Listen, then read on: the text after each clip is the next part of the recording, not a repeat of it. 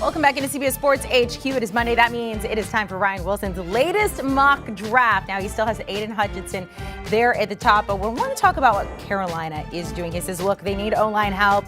But this past season, Matt Rule, he is in win-now mode. He is desperate to save his job.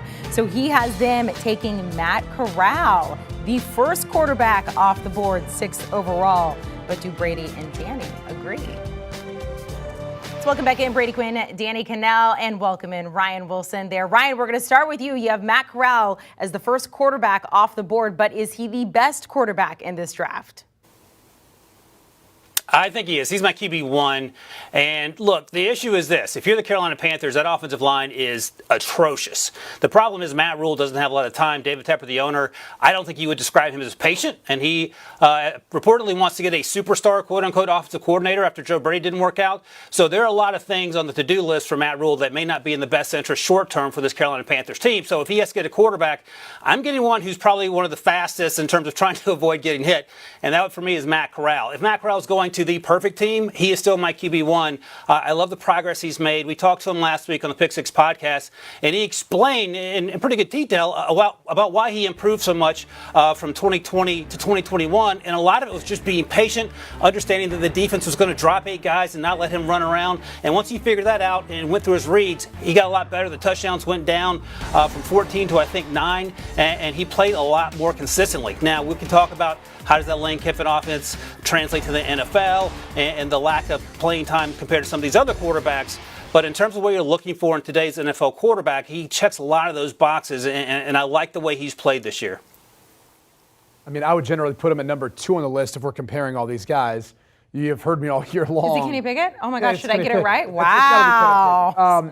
The reality is this. I think when you look at some of the concerns you have with Matt Corral, you don't necessarily have that quite as much with Kenny Pickett as far as the size. I think I'm a little bit concerned about Matt Corral withstanding a 17-game season, especially if he goes to a place like the Carolina Panthers, where clearly they need to improve their offensive line. They need to find a coordinator, too, by the way, that's going to fit his skill set and what he does well. And Ryan touched on it. There's concerns about quarterbacks transitioning from a Lane Kiffin system to the NFL, where you have to be much more centered and focused on what the defense is doing and trying to take away. You didn't see that quite as much. You don't see quite as many timing element plays, to that Ole Miss offense.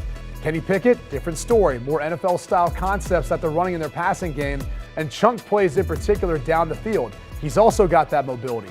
He's a little bit bigger. He can take a little bit more of a beating. He's a tough player when you go back and look through the tape. The games his offensive line struggled this year. So all in all, Kenny Pickett to me has the best tape. He's the best quarterback in this year's draft class, and his play really translates to me the easiest to the NFL level. And I would put Malik Willis in there, but he's kind of unique, and I think we can talk about him at another point in time. But DK, do you see this any different? No, I'm with you. What's crazy is if Bryce Young, the quarterback at Alabama, was able to come out, I think he'd be number 1, and we wouldn't even have a debate about it. But that's another conversation for another day. But you said something I think really reigns true, and it's something that's incredibly frustrating for me when we look at the draft evaluation process of quarterbacks. If you just put in the tape, I think Kenny Pickett has the best tape, and that's what it should be about. But I do think there's some other things that once you start, looking at some specific tape of Matt Corral and look at his mobility, and his ability to kind of extend plays and use some of those schemes that are becoming more prevalent in the NFL, it kind of becomes enticing and you find yourself talking yourself into them. Don't get me wrong, he can still throw the ball. But from an NFL standpoint, Kenny Pickett has the best tape. And then if you look at Malik Willis, he's sort of this wild card that you look at. If you look at his film from 2 years ago, when they're, had an incredible season and there was some more talent around him, then it sort of jumped out to you. Then he got exposed somewhat, but there was no NFL talent around him, and he kind of suffered at the hands of his team not being very good.